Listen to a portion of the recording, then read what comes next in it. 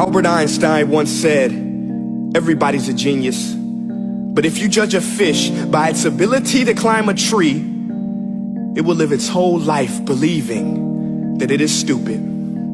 Ladies and gentlemen of the jury, today on trial we have modern day schooling. Glad you could come. Not only does he make fish climb trees, but also makes them climb down and do a 10-mile run. Tell me, school, are you proud of the things you've done? Turning millions of people into robots, do you find that fun? Do you realize how many kids relate to that fish swimming upstream in class, never finding their gifts, thinking they are stupid, believing they are useless?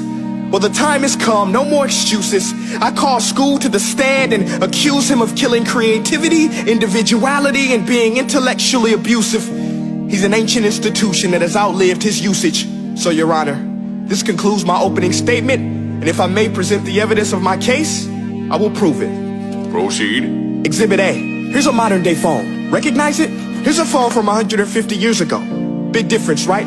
Stay with me. Here's a car from today, and here's a car from 150 years ago. Big difference, right? Well, get this. Here's a classroom of today, and here's a class we used 150 years ago. Now, ain't that a shame? In literally more than a century, nothing has changed. Yet you claim to prepare students for the future?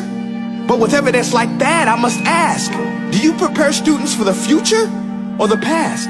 I did a background check on you and let the record show that you were made to train people to work in factories, which explains why you put students in straight rows, nice and neat, tell them sit still, raise your hand if you want to speak, give them a short break to eat, and for 8 hours a day tell them what to think. Oh, and make them compete to get an A letter which determines product quality, hence grade A of meat. I get it. Back then, times were different. We all have a past. I myself am no Gandhi. But today, we don't need to make robot zombies. The world has progressed. And now we need people who think creatively, innovatively, critically, independently, with the ability to connect. See, every scientist will tell you that no two brains are the same. And every parent with 2 or more children will confirm that claim. So please explain why you treat students like cookie cutter frames or snapback hats, giving them this one-size-fits-all crap. Watch your language. Sorry, Your Honor, but if a doctor prescribed the exact same medicine to all of his patients, the results will be tragic. So many people will get sick, yet when it comes to school, this is exactly what happens. This educational malpractice, where one teacher stands in front of 20 kids, each one having different strengths, different needs, different gifts, different dreams, and you teach the same thing the same way? That's horrific. Ladies and gentlemen, the defendant should not be acquitted. This may be one of the worst criminal offenses ever to be committed. And let's mention the way you treat your employees. Objection. Overruled. I want to hear this. It's a shame. I mean, teachers have the most important job on the planet, yet they're underpaid? No wonder so many students are short-changed. Let's be honest, teachers should earn just as much as doctors, because a doctor can do heart surgery and save the life of a kid, but a great teacher can reach the heart of that kid and allow him to truly live. See, teachers are heroes that often get blamed, but they're not the problem. They work in a system without many options or rights. Curriculums are created by policymakers, most of which have never taught a day in their life. Just obsessed with standardized tests. They think bubbling in a multiple choice question will determine success. That's outlandish. In fact, these tests are too cruel to be used and should be abandoned, but don't take my word for it. Take Frederick J. Kelly, the man who invented standardized testing, who said, and I quote, "These tests are too cruel to be used and should be abandoned." Ladies and gentlemen of the jury, if we continue down this road, the results will be lethal.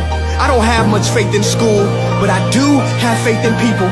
And if we can customize healthcare, cars, and Facebook pages, then it is our duty to do the same for education, to upgrade it, change it, do away with school spirit, because that's useless. Unless we're working to bring the spirit out of each and every student, that should be our task. No more Common Core. Instead, let's reach the core of every heart in every class. Sure, math is important, but no more than art or dance. Let's give every gift an equal chance. I know this sounds like a dream, but countries like Finland are doing impressive things.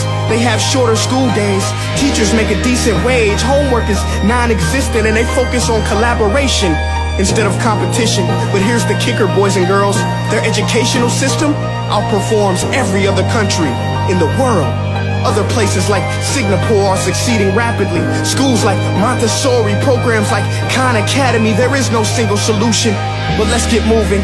Because while students may be 20% of our population, they are 100% of our future.